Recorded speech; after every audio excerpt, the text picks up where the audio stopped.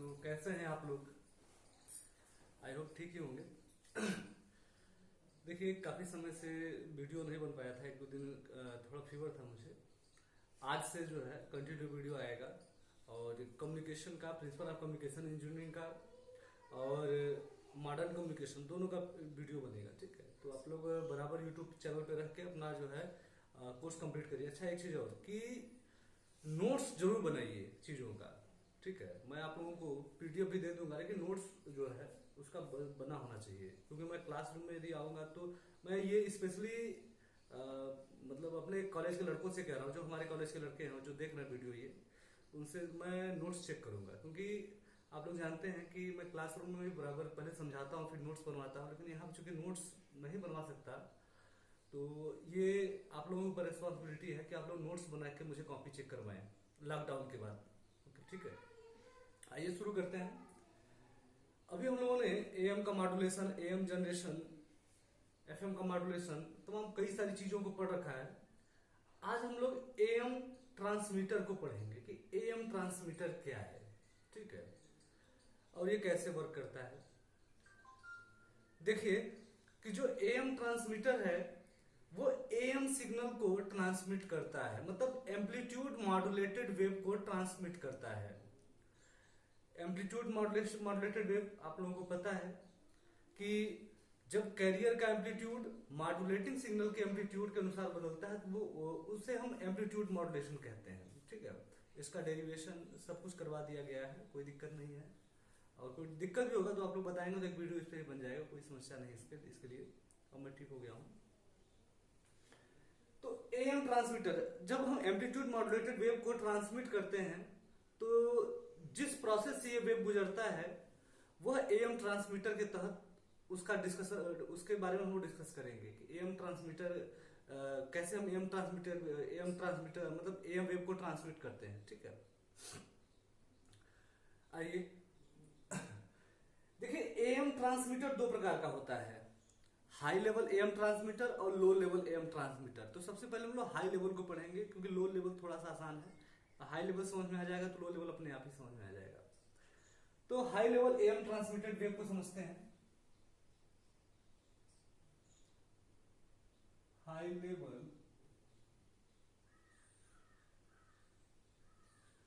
Transmitted wave, high level am transmitter.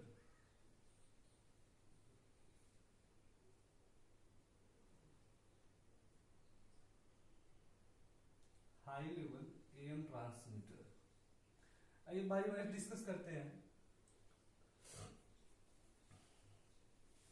देखिए, am transmitter में पहले एएम यदि एएम वेव को ट्रांसमिट करना है तो हमें दो तरह की वेव की आवश्यकता होगी। एक तो कैरियर सिग्नल और दूसरा मॉड्यूलेटिंग सिग्नल, या आप जो माइक के माध्यम से ऑडियो सिग्नल जनरेट करते हैं वो, उसी को हम बेस बैंड सिग्नल या मॉड्यूलेटिंग सिग्नल कहते हैं। अब मॉड्यूलेटेड सिग्नल क्या होता है?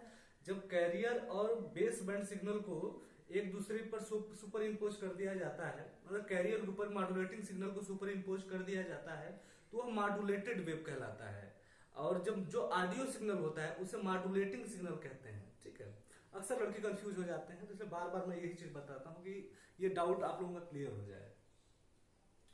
तो सबसे पहले हम कैरियर वेव को जनरेट करेंगे, और कैरियर वेव को जनरेट करने के लिए हमें कैरियर ऑसिलेटर की आवश्यकता पड़ती है।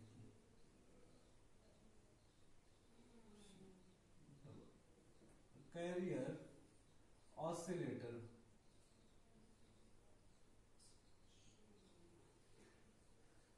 कैरियर ऑसिलेटर क्या करता है? यह एक हाई फ्रीक्वेंसी की वेव जनरेट करता है, जिसे आप रेडियो वेव के नाम से भी जानते हैं। ठीक है, तो यहां से हमने एक कैरियर वेव को जनरेट किया। ठीक, और उसके बाद हम इस कैरियर वेव को बफर एम्पलीफायर को देते हैं।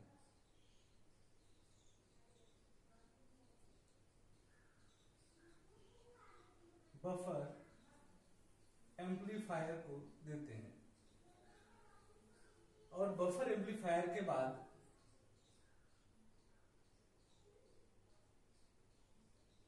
फ्रीक्वेंसी मल्टीप्लायर लगा होता है।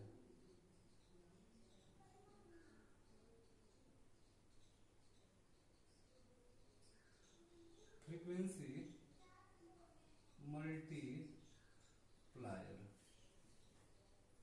अब देखिए थोड़ा समझिए इसे कि कैरियर के बाद बफर क्यों लगा होता है और बफर के बाद फ्रीक्वेंसी मल्टीप्लायर क्यों लगा होता है।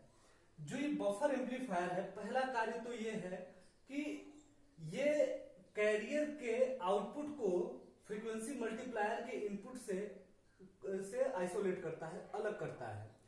अलग करने का मतलब ये नहीं कि एकदम पूरा काट के अलग अलग कर दिया, ऐसा नहीं है। ये क्या करता है, ब्रेकर का कार्य करता है बफर एम्पलीफायर।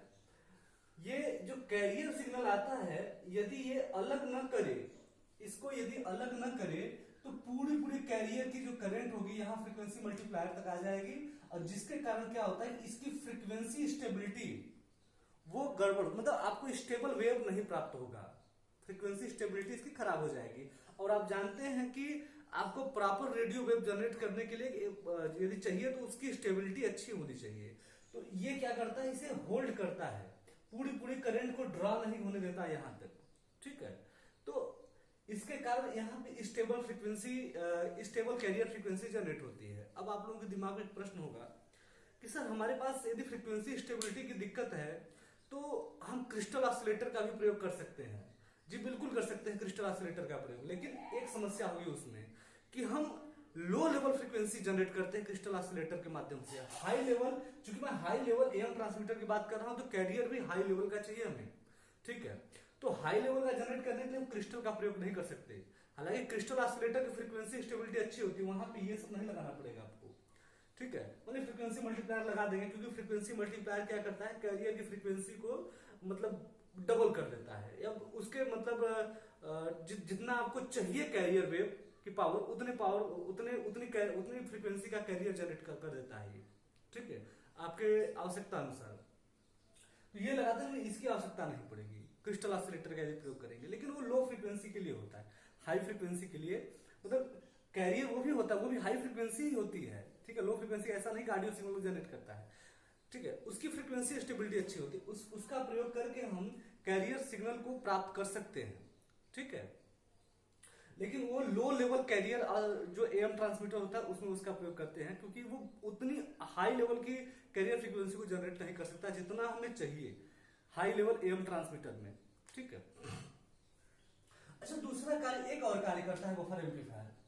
यह कैरियर ऑसिलेटर के आउटपुट इंपीडेंस को फ्रीक्वेंसी मल्टीप्लायर के इनपुट इंपीडेंस से मैच करवाता है, मतलब इंपीडेंस मैचिंग का भी कार्य करवाता है।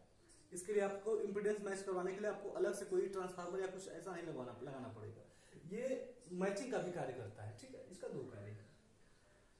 और फ्रीक्वेंसी मल्टीप्लायर क्या करता है, फ्रीक्वेंसी मल्टीप्लायर बफर से प्राप्त आउटपुट को, कैरियर के आउटपुट को बफर द्वारा जो इसको प्राप्त दिया जाता है फ्रीक्वेंसी मल्टीप्लायर को, यह मॉड्यूल जितना मतलब जिस वेव को, जितने हाई फ्रीक्वेंसी को आपको चाहिए आवश्यकता होती है, उतने हाई फ्रीक्वेंसी की कैरियर फ्रीक्वेंसी को ये जनरेट करता है, मतलब मल्टीप्लाई करके उतना जो है वो कैरियर फ्रीक्वेंसी ले, मतलब आपको डिलीवर करता है सर्किट को, ठीक है, जितनी आपकी नीड होती है।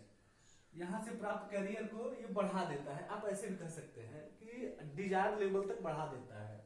या एक लाइन में भी कहें तो ये एक ट्यून्ड सर्किट जैसा कार्य करता है कि आपको निश्चित फ्रीक्वेंसी पर ले जाकर कैरियर को ये ट्यून्ड करता है, ठीक है। अब फ्रीक्वेंसी मल्टीप्लायर के बाद, चूंकि भाई हम हाई लेवल की बात कर रहे हैं तो कहीं ना कहीं इस प्रोसेस में इसका पावर थोड़ा कम हो जाएगा, तो एक हम यहाँ पे पावर एम्पलीफायर भी लगाते हैं। पावर एम्पलीफायर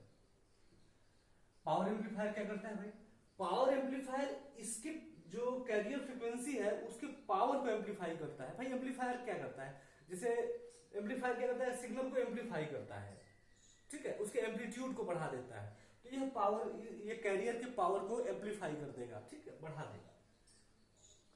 तो इतनी तो बात हो गई, इतना प्रोसेस होता है कैरियर के जनरेशन में। लेकिन अब हमें क्या है, अब हमें मॉड्यूलेटिंग सिग्नल भी चाहिए। भाई मैं बोल रहा हूं, ठीक है, वो मान लेते हैं कैमरा है, कैमरा ये रिकॉर्ड कर रहा है, ठीक है, तो कैमरे में क्या होगा, एक माइक लगा होगा। माइक क्या कर रहा है कि हमारे द्वारा उत्पन्न किए गए ध्वनि को मॉड्यूलेटिंग सिग्नल में बदल रहा होगा, ऑडियो सिग्नल में बदल रहा होगा। तो सबसे पहले ध्वनि को ऑडियो सिग्नल में बदलने के लिए किसकी आवश्यकता होती है, माइक की। माइक के माध्यम से हमको क्या प्राप्त होता है, माइक लगाते हैं, माइक क्या करता है, वॉइस सिग्नल को